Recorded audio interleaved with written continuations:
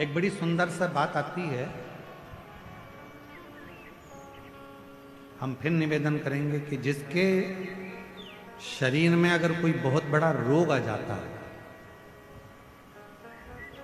कोई बहुत बड़ी बीमारी अगर शरीर में लग जाती है, कोई रोग लग गया, कोई बीमारी लग गई, कोई बहुत बड़ा रोग आ गया, बीमारी आ गई, डॉक्टर को दिखाओ, जांच भी कराओ, हॉस्पिटल भी जाओ और अच्छे से अच्छे डॉक्टर को दिखाओ, पर साथ में एक काम और करो। जब बहुत बड़ी बीमारी लग गई, उसका कोई हल नहीं निकल रहा, कोई रिजल्ट नहीं आ रहा, डॉक्टर की दवाई भी चल रही है, जांचें भी चल रही है, तो साथ में एक बेलपत्र लो, बीच वाली पत्ती पर एक चावल का दाना रखो, बीच वाली पत्ती, एक दुर्वा, दुर्वा जानते हो ना, दूब, हरी दूब, एक दुर्वा और एक पीला कनेर का फूल, ये साथ में रखकर नंदी के पास बैठकर त्र्यंबक मंत्र का जाप करो। और अगर मालूम पड़े कि त्र्यंबक मंत्र नहीं आता है तो पंचाक्षर मंत्र का जाप करो, नमः शिवाय। षडाक्षर मंत्र का जाप करो, ओम नमः शिवाय। और वो भी नहीं ले सकते तो नंदी के पास बैठकर श्री शिवाय नमस्तुभ्यम बोलकर अपने मन का भाव कहकर, बाबा बहुत रोग से ग्रसित हूं, मेरे महाकाल राजा, मेरे बाबा केदारनाथ, मेरे बाबा अमरनाथ, हे मेरे बाबा कृष्णेश्वर नाथ, कृपा करो, रोग से मुक्त करो। बाबा से प्रार्थना कर कर जो चावल, बेलपत्र, दुर्वा, कनेर का पुष्प है वो शिव जी के ऊपर समर्पित कर दो। और एक लोटा जल, जिस ओर जल बहता है उत्तर की ओर, उससे विपरीत में खड़े हो दक्षिण की ओर। दक्षिण की ओर खड़े होकर उत्तर की ओर मुख कर कर जल चढ़ाना प्रारंभ करो, धीरे धीरे उसी बेलपत्र के ऊपर। जल पूरा चढ़ जाए, उसमें से दुर्वा, बेलपत्र औषधि के रूप में बाबा से मांग कर लाओ। बेलपत्र दूसरे दिन सुबह खाली पेट उसको खा लो और दुर्वा प्रदोष काल में शाम के समय जब प्रदोष काल आए उस समय पर उस दुर्वा को चबा चबा कर खा लो। धीरे धीरे धीरे धीरे रोग का निवारण होने लगेगा और तुम्हें दवाई लगने लगेगी, औषधि। मेरा नाम अंशु निर्मलकर है, मेरे पति का नाम अनिल निर्मलकर है। मेरी बेटी 4 साल की है। अचानक मेरी बेटी का चलना, बोलना, खाना पीना सब बंद हो गया है। ना वो चल सकती थी, ना बोल सकती थी, ना सुन सकती थी, ना खाना खा सकती थी, सब छूट गया। तब हम उसको रायपुर के एम्स हॉस्पिटल में भर्ती करें। 1 महीने तक आईसीयू में मेरी बेटी रही। आखिरी में डॉक्टर ने कह दिया हम इसे नहीं बचा पाएंगे। 1 महीने भर्ती रहने के बाद डॉक्टर ने कह दिया एम्स में कि हम इसको बचा नहीं पाएंगे। पूरी तरह से टूट गई थी गुरुदेव। लेकिन किसी के कहने पर मेरे बाबा का भजन किया, बेलपत्र का प्रयोग किया, तब मुझे लगा कि मेरे बाबा मुझे हिम्मत देंगे और मेरी बेटी को बचा लेंगे। डॉक्टर ने तो हाथ ऊंचे कर दिए थे कि हम इसको नहीं बचा सकते। ना ये कभी जिंदगी भर चल पाएगी, ना बोल पाएगी, ना सुन पाएगी, ना खाना खा पाएगी, ना पलंग से उठ पाएगी। हार गए। मंदिर दौड़कर जाती, शिव जी को बेलपत्र चढ़ाती, उसके तकिए के पास लाकर रख देती, शंकर का चढ़ा हुआ जल उसके शरीर पर लगा देती। आपने कहा था 1 दुर्वा, 1 बेलपत्र, कनेर का पुष्प और चावल ये फलदायी होता है। मैंने वैसा ही करा जैसा आपने बताया। आज मैं बाबा को धन्यवाद देने आई हूं गुरुदेव। बाबा की कृपा से 5 बेलपत्र वाला प्रयोग फिर करा, मूंग वाला प्रयोग करा और बाबा की गणेश जी की राइट सूंड वाला प्रयोग करा।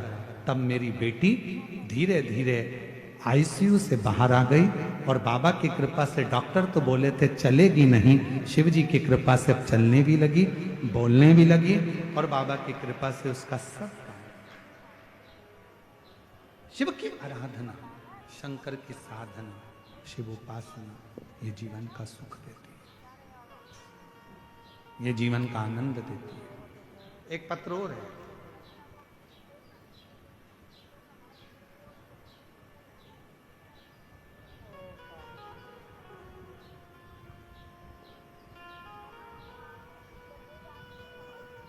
नाम विष्णु साहू है।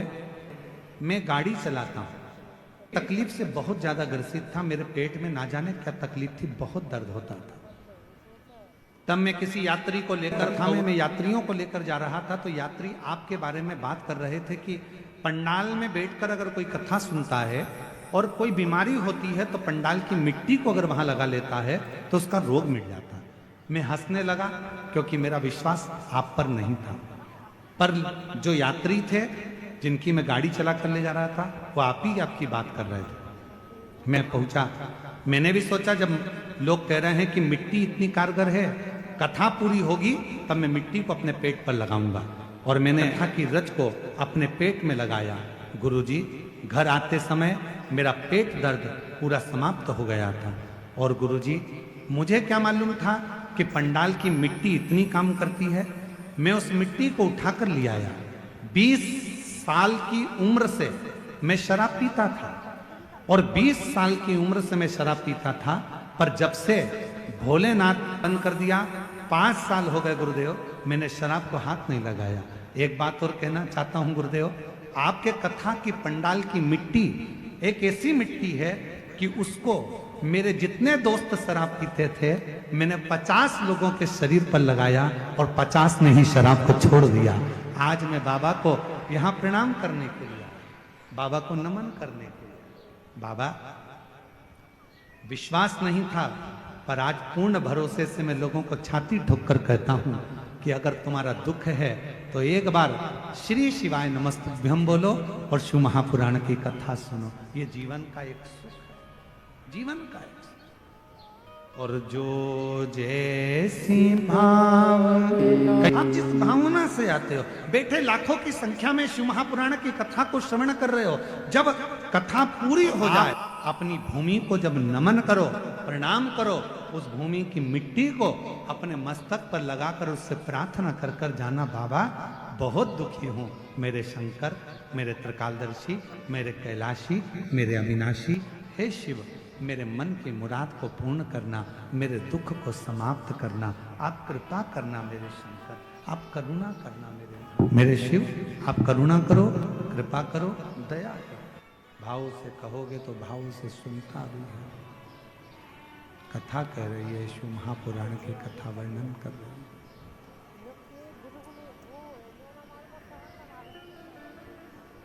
तारकासुर के 3 बेटे, तारकाक्ष, विदुमाली, कमलाक्ष की 3 पुत्र हैं, और तीनों पुत्र ब्रह्मा जी से वर प्राप्त करते हैं कि हमारे प्राण न छूटे, और यदि आप कह रहे हो कि मृत्यु निश्चित होगी, मौत आएगी, तो हमें वर दीजिए कि हम मरें तो तीनों एक साथ मरें। हमारे प्राण छूटे तो तीनों के एक साथ छूटे।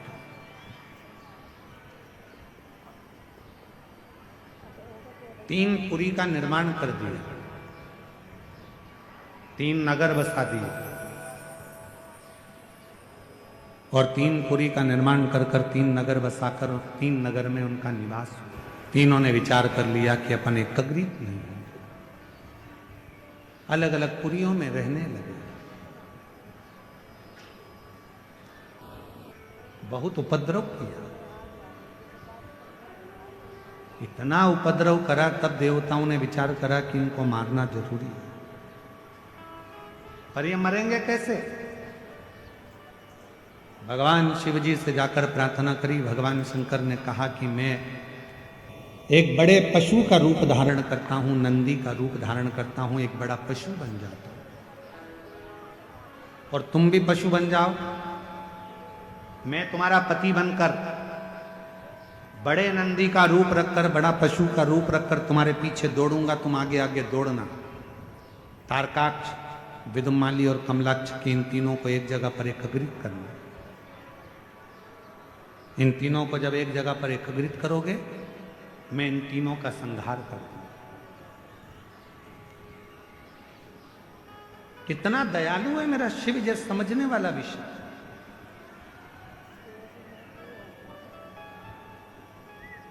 मेरे शंकर भगवान ने, मेरे भगवान ओघड़ दानी ने, मेरे शंभु ने, मेरे त्रिकालदर्शी, मेरे कैलाशी ने मनुष्य को पंख नहीं दिए। पंख दिए हैं तो केवल पक्षी को दिए। और मान लो आज के समय में अगर पंख मनुष्य को लग जाते तो वो मनुष्य टिकता है एक जगह पर। थोड़ा सा धन आता है और व्यक्ति अभिमान में फूल जाता है, थोड़ा सा वैभव आया और व्यक्ति अभिमान में फूल गया, थोड़ा सा सत्ता मिली, कुर्सी मिली, पद मिला, प्रतिष्ठा मिली और व्यक्ति अभिमान में फूल गया।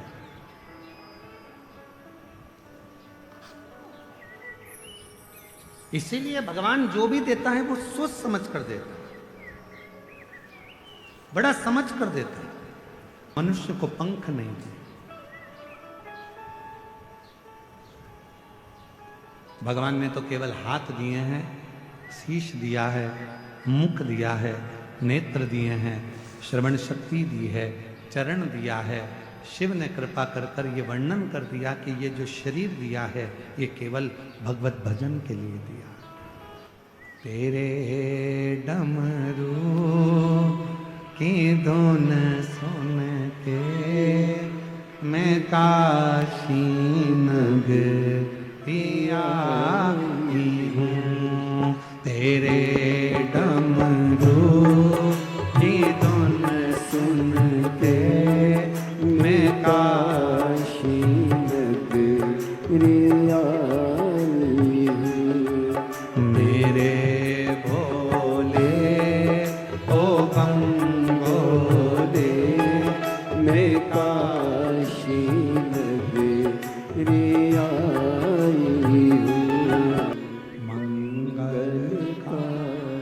शमशान वासी हमारा, शमशान वासी हमारा, ओ भोला सब दुख काटो, ओ भोला सब दुख काटो।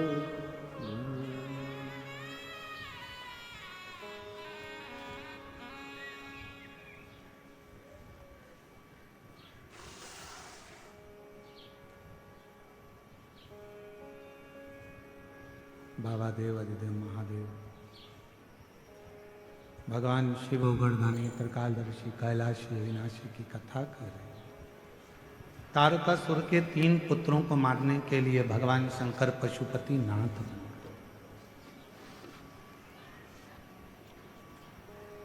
भगवान शिव का नाम पशुपति नाथ है। 3 क्रम है। एक है पशुपति व्रत, दूसरा है पशुपत्य योग और तीसरा है पाशुपत्य अस्त्र। कलिकाल में संसार में हम लोग ना तो पाशुपत्य योग कर सकते हैं, ना पाशुपत्य अस्त्र प्राप्त कर सकते हैं, पर अपनी कामना की पूर्ति के लिए भगवान से अगर कुछ पाना है तो हम पशुपति व्रत जरूर कर सकते हैं। पशुपति व्रत 5 सोमवार का व्रत है। पूजा की थाली लेकर मंदिर में जाओ, सुबह पूजन कर कर आओ, वही थाली को उठाकर रख दो, उसी थाली को शाम को फिर मंदिर लेकर जाओ। प्रसाद बनाकर लेकर जाओ, मीठे का खीर बना लो, सीरा बना लो, हलवा बना लो, मीठा चावल बना लो, कुछ भी बना लो, पर मीठे का प्रसाद लेकर। थाली में 6 दिए लेकर जाओ, 6 ही दिए जमीन पर रखो, प्रसाद के 3 हिस्से करो, 5 दिए प्रज्वलित करो, जलाओ, प्रसाद के 3 हिस्से कर दो। 1 दिया मंदिर में नहीं जलाना, उस दिए को वापिस थाली में रख लेना। प्रसाद का 2 हिस्सा मंदिर में छोड़ो, 1 हिस्सा थाली में रखकर, जो दिया नहीं जलाया है उसको थाली में रखकर, बाबा का जब पूजन पूरा हो जाए उस थाली को लेकर घर आ जाओ। घर पर अंदर प्रवेश करने से पहले, घर के अंदर जाने से पहले सीधे हाथ की ओर घर में बाहर बैठ जाओ। सीधे हाथ की ओर बैठकर घर की ओर मुख कर कर जो 6 नंबर का दिया है जिसको मंदिर से लेकर आए हो बिना जले, वो तुम खाओ। उस प्रसाद के हिस्से में से किसी को नहीं देना। वो खाने के बाद फिर भोजन खाओ, भोजन करो, भोजन प्राप्त करो। ऐसे 5 सोमवार का व्रत करो। कहीं जाना पड़ जाए तो एक व्रत छोड़ दो, कोई काम पड़ गया तो छोड़ दो, रजस वाला धर्म बीच में आ गया तो छोड़ दो, फिर अगला व्रत कर लो। पर गिनाएंगे 5। 5वां व्रत जब करो तो अपने साथ या तो 108 चावल ले जाओ, या बेलपत्र ले जाओ, या फूल की पंखड़ी ले जाओ, या मूंग ले जाओ, कुछ भी लेकर जाओ। श्रीफल भेंट बाबा को चढ़ाकर ऐसे ही 6 दिए रखकर 5 दिए प्रज्वलित कर कर प्रसाद के 3 हिस्से कर कर 2 हिस्से मंदिर में छोड़कर 1 हिस्सा साथ लेकर बिना जला दीपक साथ लेकर घर के दरवाजे के पास बैठकर फिर उसे प्रज्वलित करो। 5 व्रत पशुपतिनाथ के पूरे आनंद के साथ बाबा से प्रार्थना कर कर करो। 3 महीने के अंदर बाबा तुम्हारे मनोरथ को पूर्ण जरूर करो। एक बार नहीं सुने, दूसरी बार करो। 2-2 महीने छोड़ कर करो, पर पशुपति व्रत करते रहो। जितना पशुपति व्रत फल देता है, जैसे पाशुपत्य अस्त्र में बल होता है, जैसे पाशुपत्य योग में बल होता है, उससे 1000 गुना ज्यादा बल पशुपति व्रत में होता है। इसलिए उस व्रत को धारण करो। तारकासुर के 3 बेटे के प्राण हरे, भगवान शिव का नाम पशुपति नाथ पड़ा, खुद पर करा गया विश्वास। ये 2 विश्वास ऐसे हैं जो कभी टूटते नहीं।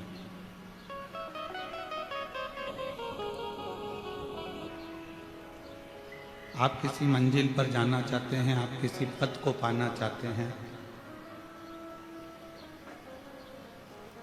आप किसी स्थान पर जाना चाहते हैं, किसी स्थान को पाना चाहते हैं, तो सबसे पहला विश्वास, भरोसा आपको खुद पर करना होगा। एक कथा में जब वो आई थी तो उसने एक पत्र लिखा था, उस पत्र को हमने व्यासपीठ से भी पढ़ा। उस रिया साहू ने पत्र में लिखा था, क्या मैं नीट का एग्जाम क्लियर कर सकती हूँ? क्या मैं डॉक्टर बन सकती हूँ? तो हमने उस बेटी से, रिया से एक बात कही थी, धमतरी की बेटी से, कि बेटा यदि तुझे खुद पर भरोसा है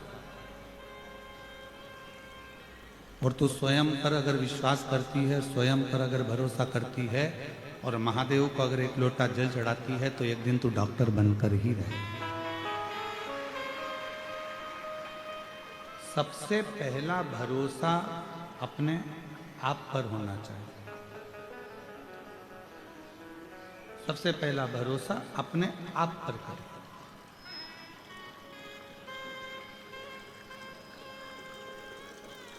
हम अपने आप पर भरोसा ही नहीं करें, हम अपने आप पर विश्वास ही नहीं करें कि मैं ऐसा कर सकता हूं, क्या मैं ऐसा कर सकती हूं।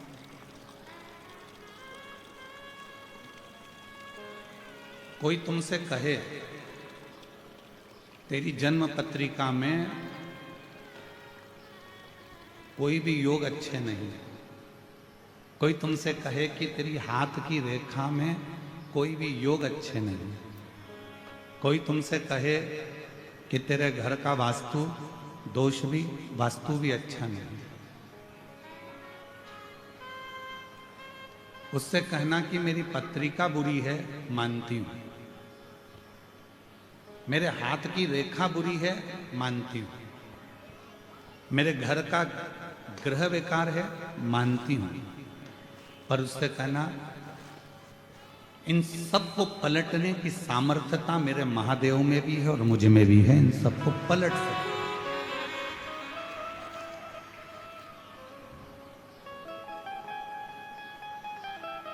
रात दिन एक करो, अच्छी पढ़ाई करो, अच्छी एजुकेशन करो, खूब दिल लगाकर अगर तुमने विद्या अध्ययन करा है, खूब दिल लगाकर तुमने पढ़ाई करी है, तो दुनिया में किसी की सामर्थ्यता नहीं है कि कोई तुमको डाउन कर दे।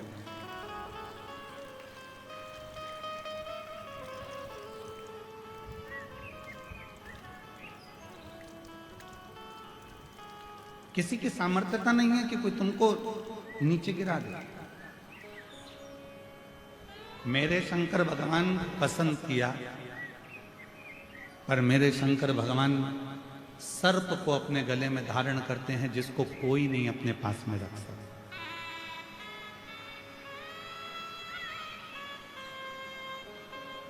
कोई ने पुष्प लिए, कोई ने फल लिया, कोई ने कुछ लिया, कोई ने कुछ लिया, पर मेरे शंकर भगवान ने वो लिया जिसको दुनिया के लोगों ने ठुकरा दिया।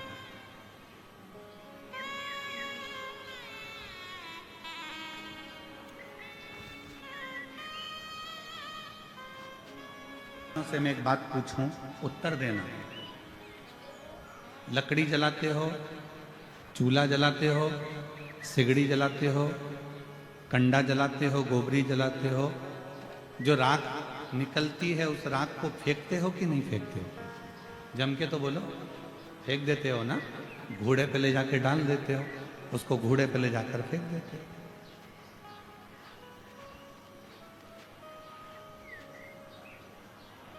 उस राख को आपने घोड़े पर ले जाकर डाल दिया, वो राख तुम्हारे किसी काम नहीं। उस राख का कोई महत्व नहीं रहा, उस राख को तुमने ले जाकर घोड़े पे डाल दिया, गंदगी में पटक दिया।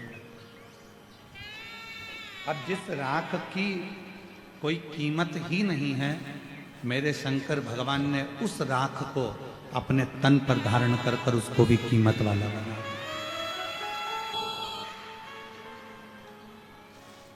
मेरे देवादिदेव महादेव ने उसको भी कीमत वाला बना दिया। उस राख की कोई कीमत नहीं, उस भस्म की कोई कीमत नहीं, पर चपटी भभूत में है खजाना कुबेर।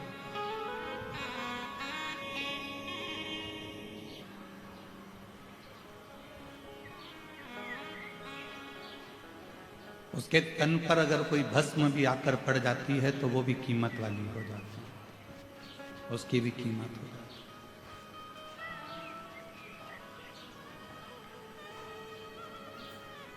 एक धतूरा कांटे में लिप्त है, कांटों से बना हुआ है, वो धतूरे की कोई कीमत नहीं है, कोई देवता उसको स्वीकार नहीं करते, पर शिव जी उसको अपने तन पर धारण कर कर उससे श्रृंगार कर लेते।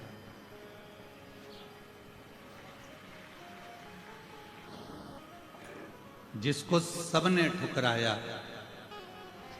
जिसको सबने धक्का दे दिया, उसको शिव जी ने अपने गले लगा लिया। और आप भी स्मरण में रहें, दुनिया ताना देती है, दुनिया अपशब्द कहती है, दुनिया गाली देती है, दुनिया आड़ा टेढ़ा बोलती है, दुनिया शब्द अपशब्द कहती रहती है। सारी दुनिया के लोग अगर आपको आड़ा टेढ़ा भी कहते हैं तो आपको टेंशन लेने की जरूरत नहीं है। आप शिव जी को एक लोटा जल चढ़ाते रहो, एक दिन मेरा भोला बाबा तुमको गले जरूर लगा दे।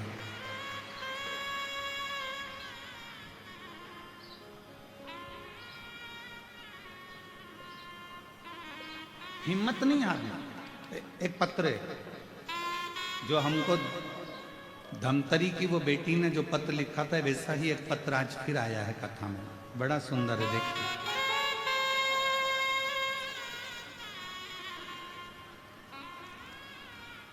आज इस पत्र को पढ़कर उस बेटी की याद आ गई जिसने कहा था क्या मैं डॉक्टर बन सकती हूं। और ये पत्र आज फिर एक सामने आया।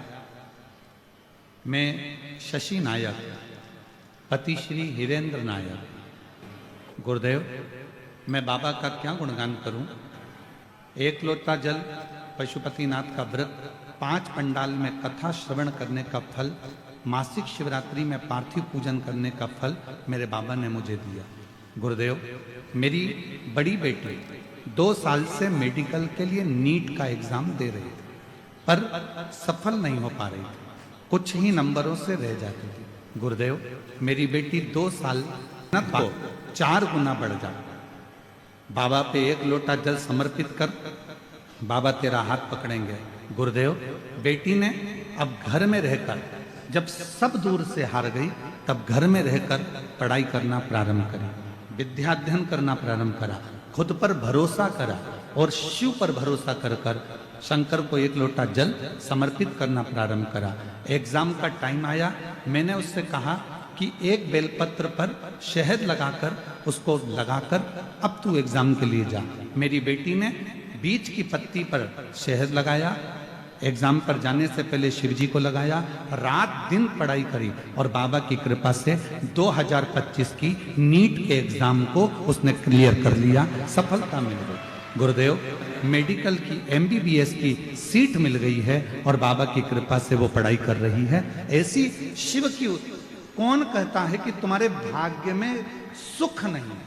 यदि आपको कहता है कि आपके भाग्य में ये नहीं लिखा है, कोई कहता है कि आपकी जन्म पत्रिका में ऐसा योग नहीं लिखा है, कोई कहता है आपकी हाथ की रेखाएं भी ये नहीं बोलती कि आप उन्नति कर पाएंगे, उस समय पर अपने हाथ में एक लोटा जल पकड़ो और अपने आप पर भरोसा करो, रात दिन पढ़ाई करो, पूरी रात दिन एक कर दो, इतनी मेहनत करो, इतनी मेहनत करो कि जो पत्रिका में लिखा है वो भी पलट जाए और महादेव की कृपा हो जाए और आप अपनी मंजिल तक पहुंच। दुनिया की नाकों हाँ में बदलने की सामर्थ्यता तुम में है।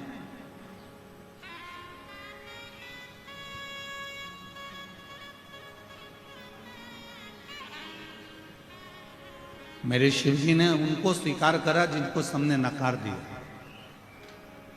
मेरे शंकर भगवान ने उनको स्वीकार करा जिनको लोगों ने धक्का मारकर निकाल दिया। हम आपसे पूछें, महाभारत का वन पर्व कभी पढ़िएगा। गीता प्रेस गोरखपुर से महाभारत खरीद कर लाना, उस महाभारत का वन पर्व पढ़ना।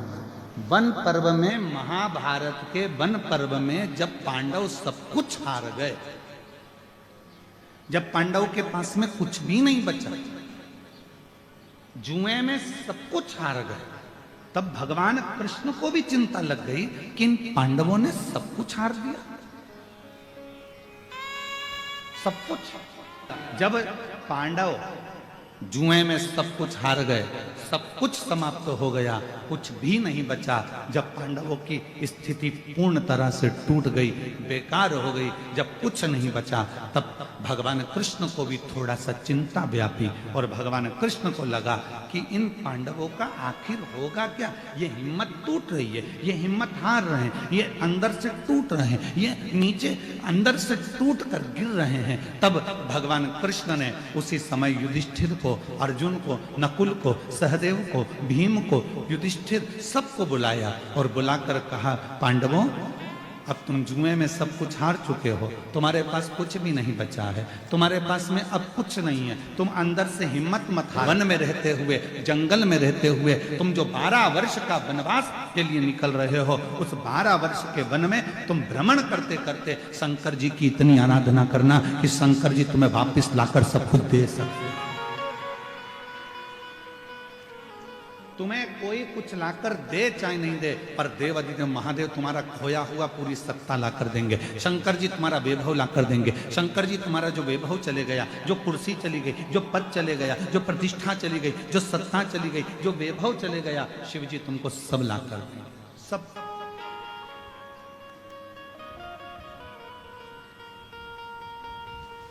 एक सामर्थ्यता, एक स्वयं पर विश्वास करो, और दूसरा देवाधिदेव महादेव पर भरोसा, विश्वास। लाखों की संख्या में आप आए हो, ये विश्वास मानकर रखना। जब आप कथा सुनोगे, कथा के बीच में जब श्री शिवाय नमस्तुभ्यम का 5 बार उच्चारण आप और हम करेंगे, जब हम बाबा से कहेंगे बाबा सब दुख काटो, आप और हम साथ में बोलेंगे, 2 क्षण के लिए जब आप और हम मौन हो जाएंगे, चुप हो जाएंगे, उस समय पर नेत्र बंद कर कर आप बाबा से जो मांगते हो, मेरा शंकर 3 महीने में तुम्हारी झोली में वो लाकर डाल दे, मेरा शिव वो दे देगा।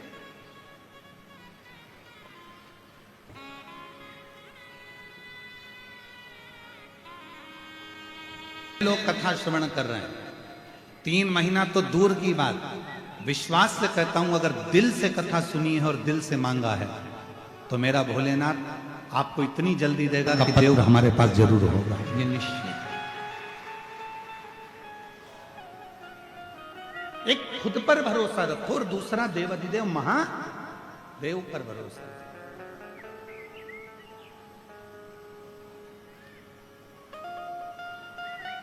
कोई कह दे तुम्हारा भाग्य बेकार है, ना ना ना, मेरा भाग्य बहुत अच्छा है, मैं शंकर जी की कथा सुनती हूँ। कोई कहे तुम्हारी किस्मत बुरी है, ना ना, मेरी किस्मत जैसी किसी की किस्मत नहीं हो सकती, मैं शंकर जी के मंदिर में 1 लोटा जल चढ़ा, मेरा ओघड़ दानी जिस पर मैं भरोसा करती हूँ और अपने आप पर भरोसा करती हूँ, एक दिन अपनी जन्म पत्रिका को भी बदल कर मानूंगी और एक दिन अपने हाथ की रेखा को भी बदल कर मानूंगी। वो आपकी मेहनत बदलेगी, वो आपका परिश्रम बदलेगा, वो आपका कर्म बदलेगा।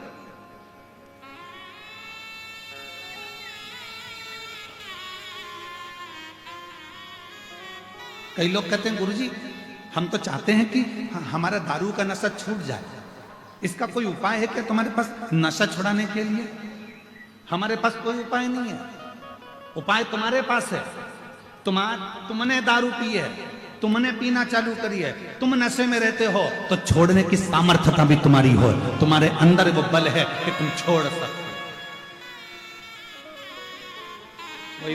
कोई बाबा, कोई महात्मा, कोई जोगी, कोई सन्यासी, कोई तपस्वी तुम्हारी मदिरा नहीं छुड़ा सकता, तुम्हारी मदिरा तुम खुद छोड़ सकते हो, तुम में वो बल है। आज तुम्हारे इस गांव में कथा हो रही है, तुम चाहो तो संकल्प ले सकते हो कि मैं इस शिव महापुराण की कथा में संकल्प लेता हूं कि मेरे बाबा पर भरोसा कर कर आज के बाद कभी मदिरा नहीं पीऊंगा, तो तुम्हारे अंदर की सामर्थ्यता।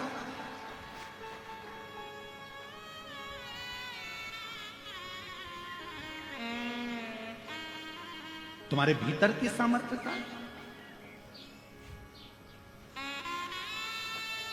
और मत बुरे कर्म कर बंदे वरना पछताएगा, भगवान की आंखों से तू बच नहीं पाएगा, तू बच नहीं पाएगा। अरे पांडव हार चुके, पांडव का बल समाप्त हो चुका था, पांडवों का वैभव समाप्त हो गया था, पांडव के पास कुछ नहीं बचा था, पांडव अपने अंदर से हिम्मत हार रहे थे। तब भगवान कृष्ण ने कहा पूरे वन में तुम शिव की आराधना करना, शंकर की भक्ति करना। यदि तुमने शिव को पकड़ लिया, यदि शंकर को तुमने पकड़ लिया और शिव को यदि 1 लोटा जल चढ़ाना चालू कर दिया, तो भगवान कृष्ण कहने लगे कि केवल 33 कोटि देवताओं में एक देवाधिदेव महादेव में वो बल है कि लिखे हुए ललाट के भाग्य को भी पलट देते हैं।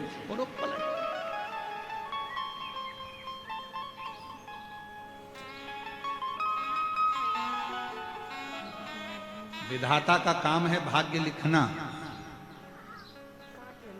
विधाता का काम है भाग्य को लिखना, और भाग्य को पलटना विधाता का काम नहीं है। विधाता भाग्य को लिख सकता है पर पलट नहीं सकता। भाग्य को पलटने की सामर्थ्यता तो केवल 1 लोटा जल सारी समस्या का हल।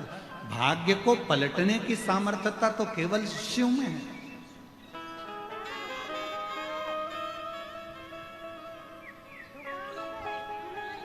एक पत्र है, अच्छा है, देखिए। मेरा नाम गिरजा साहू है, मेरे पति का नाम दिनेश साहू है। गुरुजी आपको चरण छूकर प्रणाम करती हूँ, 1 लोटा जल का बखान करूं गुरुदेव। आपकी कथा सुन रही है गुरुदेव।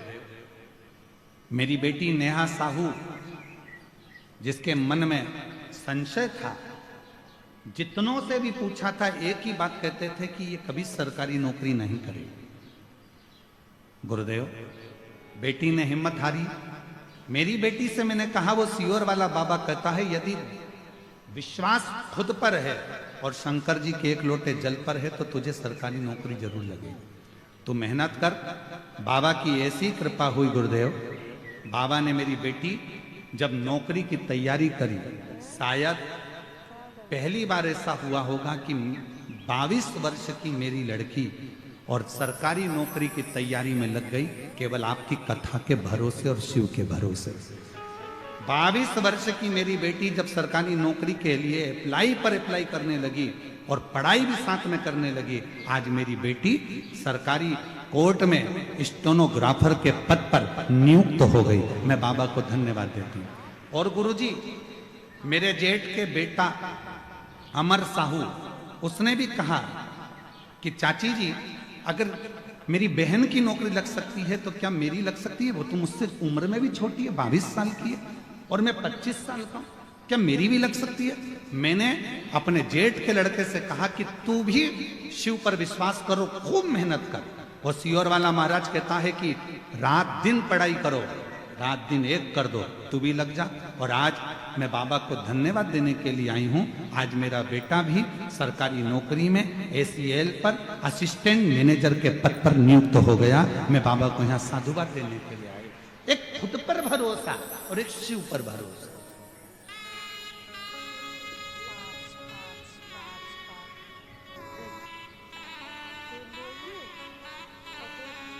आप अपने आप पर कितना भरोसा करते हैं?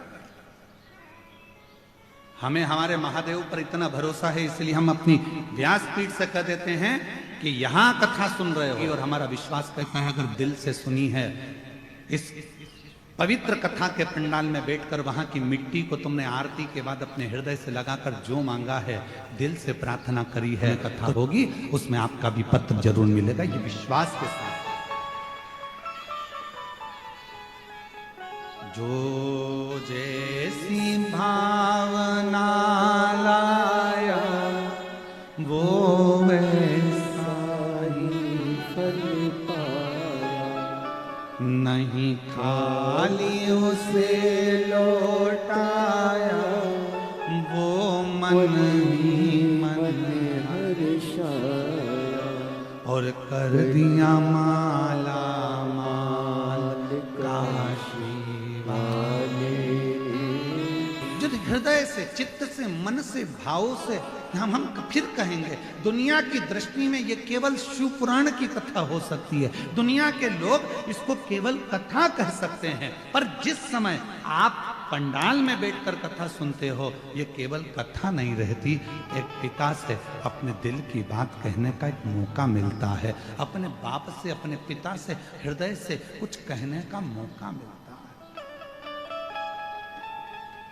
जिसको कोई स्वीकार नहीं करता, उसको शिव स्वीकार करता।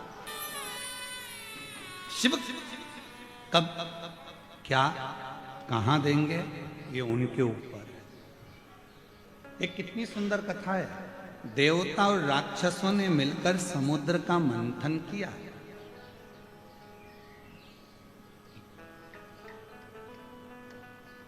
समुद्र का मंथन किया। वासुकी नाग की नेति बनाई, मंदराचल पर्वत का, सुमेरु पर्वत का रई बनाई। बोलो सुनी है कि नहीं कथा? अरे बोलो तो जम के सुनिए ना। अब जो वासुकी नाग था, उस वासुकी नाग को पर्वत में ऐसा लपेटा गया, एक छोर देवताओं ने पकड़ा, एक छोर असुरों ने पकड़ा। वो इधर खींचे, वो इधर खींचे, तो जो पर्वत है वो घूम रहा था, जिससे वो मंथन हो रहा था।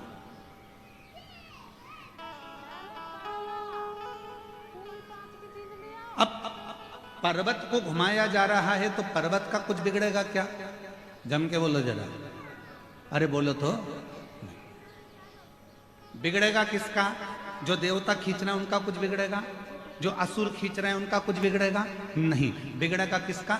एक तरफ सांप का मुख पकड़ा है वासुकी नाग का, दूसरी तरफ वासुकी नाग की पूंछ पकड़ी है और खींचा जा रहा है।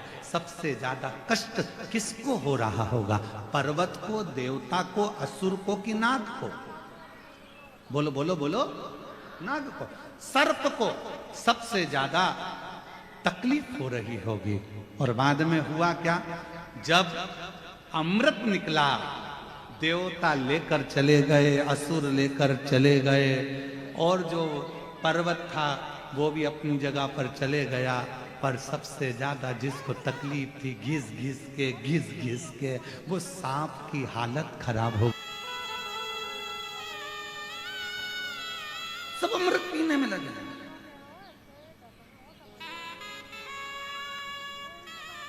ये दुनिया की रीति है।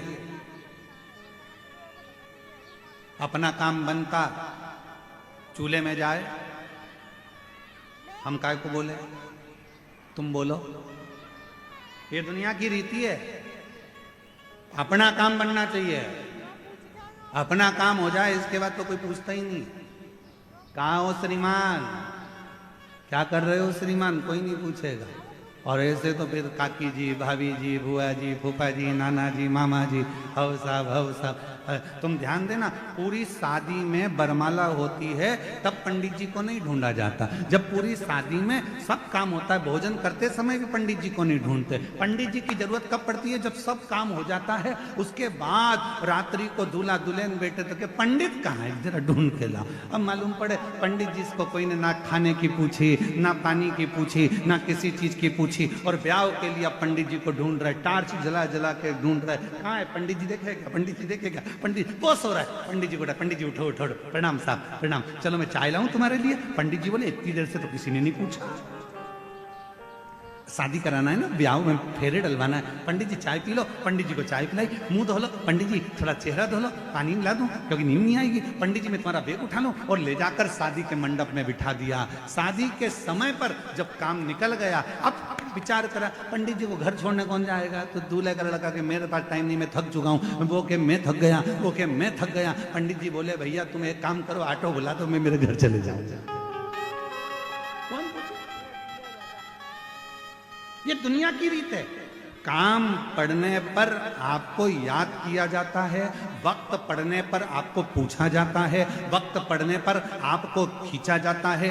वक्त निकलते से ही दुनिया के लोग ठोकर मार देते हैं, लात मार देते हैं, आपको धक्का दे देते हैं। ये दुनिया की रीति है। आज से नहीं, पुराने समय से, जब देवताओं ने और असुरों ने पर्वत को घुमाया, मंथन करा, अमृत निकल गया, असुर ले गए, देवता ले गए, पर्वत अपनी जगह पर चले गया, और वो वासुकीनाग एक कोने में पड़ा हुआ था, आंख से आंसू बह रहा था, ना उसको अमृत मिला, ना कुछ प्राप्त हुआ, केवल उसने देवहित में कार्य करा, और देवहित में कार्य करने के बाद कोने में पड़ा था।